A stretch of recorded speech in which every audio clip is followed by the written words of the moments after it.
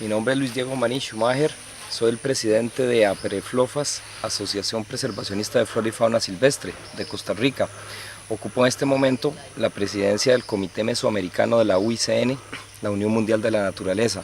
La Unión Mundial para la Naturaleza aglutina a gobiernos y ONGs. En ese sentido, representa la autoridad mundial en materia de conservación de la naturaleza.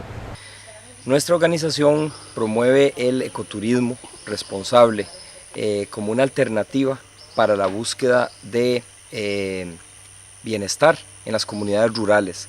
Es por medio del ecoturismo que queremos proteger el medio y también ejercer un mejoramiento a las condiciones de vida de las personas.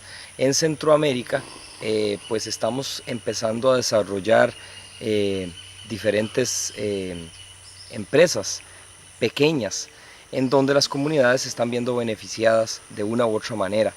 En particular acá estamos en el archipiélago de Solentiname, en el lago de Nicaragua, lugar que tiene un gran potencial, pero que en este momento apenas está iniciando ese proceso. Ahora desde la UICN pues queremos integrar a los países del área para poder aplicar este tipo de proyectos.